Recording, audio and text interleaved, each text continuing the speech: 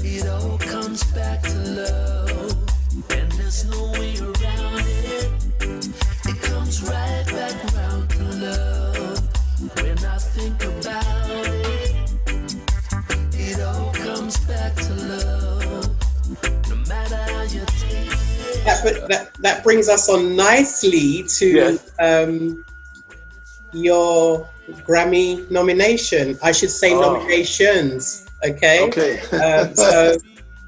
Well, the news at the moment, the big news is that you've been nominated as a producer, a Grammy nomination for a producer for It All Goes Back to Love. I'll correct you. The album. Correct me, please. The album is called "It All Comes Back to Love," which is the title. Which my tune is the title track of the album. But it's not a Grammy for me. It's the Grammy for the album. And if it does win, I get obviously a Grammy credit to that. Right. But I've been nominated because I'm part of the album as well.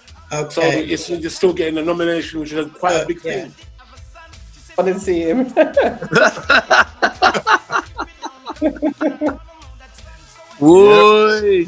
for real, I do remember hearing Max's voice.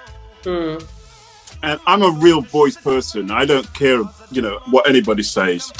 People might dance to the rhythm, but they engage with and love music for, the voice, the lyrics, what's being said. That's the main point of the whole thing for me. And I remember hearing Max's voice the first time and thinking, whoa, that's next level. Yeah. That is straight away, 2 seconds, and it just blew me away. And it's really weird because I thought I'd be bored of it by now, but I just don't. But it's just voice. It's voice. Why did you want to work with Livingston? Why Livingston? Well, you have to understand, as Livingston was saying there, he was working with a whole nother section of people, right? But a lot of people don't realize that, I've had this love for the art of singing and appreciation for all genres of music, even though I came from sound system. My groundation is gospel.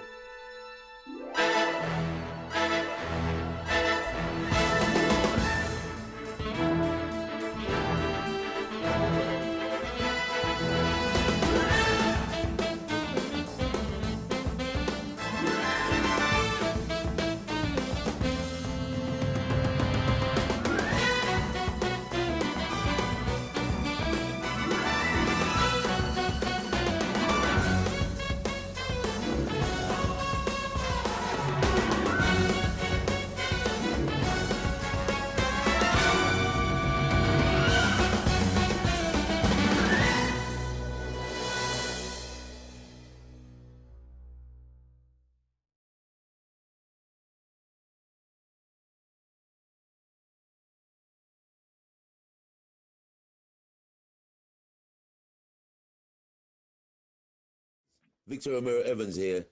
Big up yourself when you're on your Grammy nomination. You're a star anyway. Don't know. Big up yourself. Janet Kay here. Just wanted to send you best wishes and congratulations on your Grammy nomination. Big up yourself every time, my friend. Sending huge congratulations to the one and the only Carlton Bubblers Ogilvie on his Grammy nomination for It All Comes Back to Love. Bubblers, I've known you for a little while now, and I wish you every success with your Grammy nomination and on every journey that's to follow. All my love, Shandy. Hi, this is Don Campbell, congratulating my good friend Carlton Bubblers Ogilvie on his producer Grammy nomination for the Maxi Priest album, It All Comes Back to Love. Hi, this is Peter Honeygale, congratulating Carlton Bubblers Ogilvie on his producer Grammy nomination for the Maxi Priest album, It All Comes Back to Love. National Women's Day. I'm going to put it on pause. There you go. Okay. There we go. Pause. Hold on. No, do I have to stop? You'll see them. Okay, yeah. No, we don't. Sorry? That. There we go. It's on pause. Is it recorded? Oh, yes. Yeah. Yeah, I remember. Yeah, and the Simmons were based here in Harlesden as well. And they were the first reggae band before Mutumbi, before all those bands, before Aswad. And I was a little boy, and I used to go up to up the road from here and watch them rehearse. Wow. Okay. So Stan Robbins always said this thing. He goes, music don't choose. He goes, you don't choose music, music choose you. This is so true. And so I'm definitely one of those. Yeah. Yeah. No, because for me, I grew up in Nottingham, and we were bush babies. Let me know, yeah. You were bush babies. Yeah, so I grew up playing keyboards in a reggae band, guitar in a rock band, bass in a funk band. And I was even playing trombone in the Salvation Army. Wherever there's music to play, I just turn up and play something. All right, Livingston. Is that Max? Maxie, yeah, he's here. Yes, sir. Yes, Livingston. How come I can't see none of you? Bubblers, go when on, preach. I look like that, yeah, I can see you now. Yeah, I can see you. Bubblers, all go on, preach, man. Love it. Yeah. Yes. Well, so what, Max? How you do? You see, Bubblers has been in this before it was even called reggae. I know. Do you know what I mean? Exactly the point I'm making. I'm feeling all starstruck now. See, I'm getting exactly the point I'm making. In fact, if you look in the dictionary for the definition, it says Carlton, Bubblers, Ogilvie. Reggae. okay. I've been drawn to it from a kid, to be honest, to tell you the truth. But basically when I was born, like a couple of years after I was born, you had ska. Yeah, right. I was born right into that whole thing, the birth of ska, birth of rocksteady, birth into reggae, I was right into all that from birth. Yeah. So that's why I said it's like the music chose me. I didn't choose the music. Yeah. But I don't have no regrets. I have no regrets. What you brought to the table, Bubblers, can never be duplicated. Yeah. Boy, just listening to you, Bubblers, but I've felt that from day one I met you anyway. You're just a bundle of joy, man.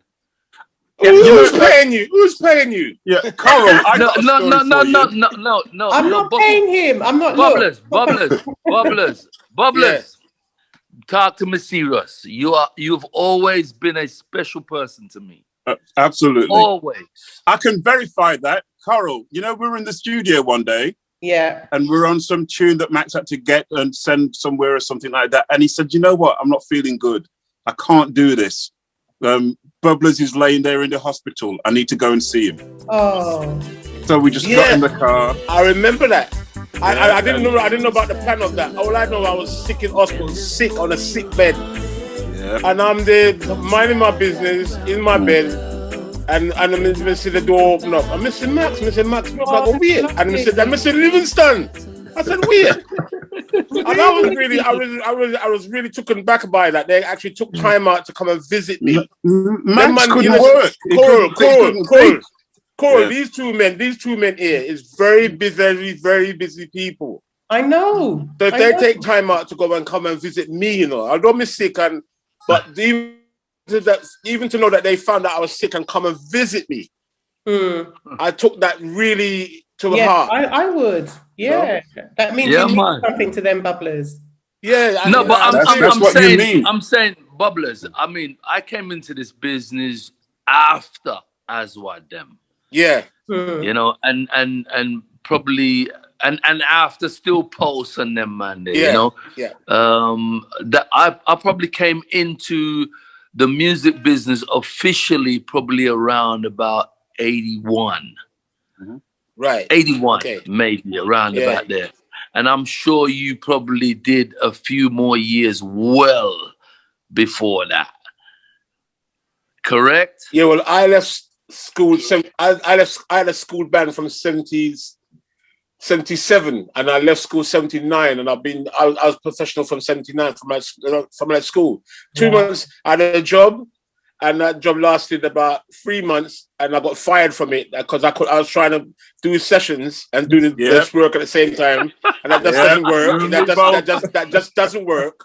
And they said, look, you have a passion. You can't serve two masters. You have your job or you do your music. So I said, you know what? I'm going to do the music. Yeah, and before that, for me, it was about sound system. You know, I was in sound system from probably middle 70s. You know, middle 70s up to the 80s, and then obviously I was with Jashaka sound system as a kid, just kind of lifting speaker boxes and stuff like that. And then my good close. Yeah, just as a just as a young kid following the sound, carrying speaker boxes and stuff like that. You have to remember, Shaka is like, that's my area. That's where Jashaka originated from. You know, my area. And then my bona fide was that South London? Again? Was that South London? Yeah, that's South London. That's like Lewisham, New Cross, Catford, Deptford, you know. And then we had the place called Moonshot. Yeah. You know, me and my brother was sneaking out going to Moonshot when we were probably about 11 years of age. Yeah. You know, because my dad was alive then, and my dad died when I was about 14. So, you know, we were sneaking out the window through the basement, you know, around the back door and up to Deptford, up to New Cross, Moonshot. And then from Jashaka, I was with Negus Nagas sound system, which was my bona fide brethren, them that raised me in a way.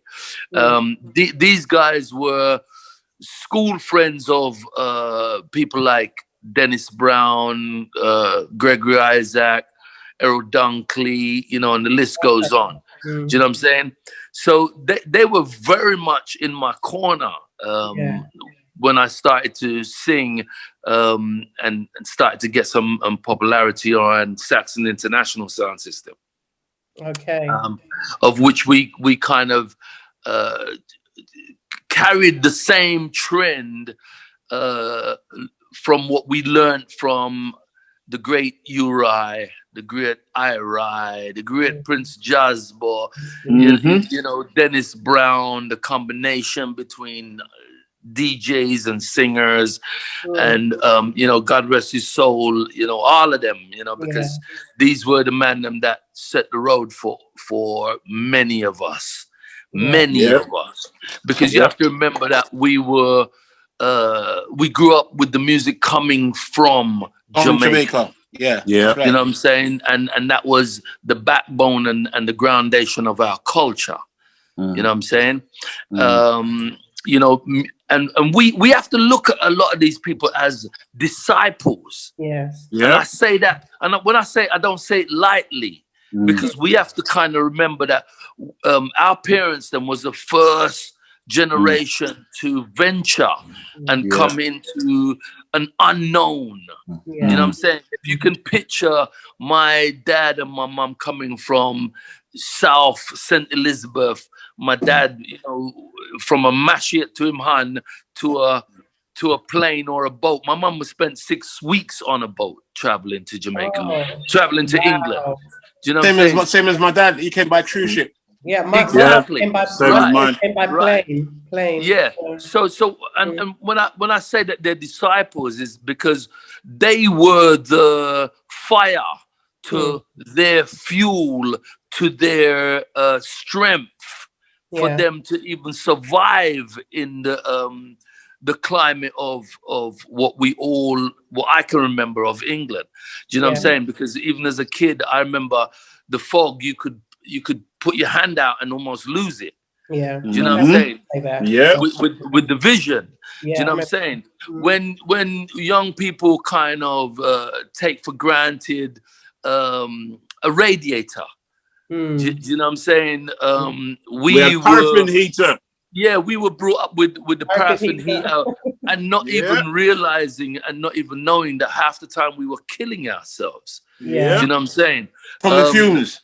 Yeah, the fumes. I mean, I can remember as a child that, you could stand on the bed as we did regular, you know, and on top of the wardrobe and jump off it and jump on the bed and head at the ball and kick the ball and make all kind of make all kind of things happen because we never really had anything. Do you know what I'm saying? But what I was saying is that I could write my name in the ceiling. Yeah. Because of the soot. Oh. Soot and smoke from the heater. Yeah. Exactly.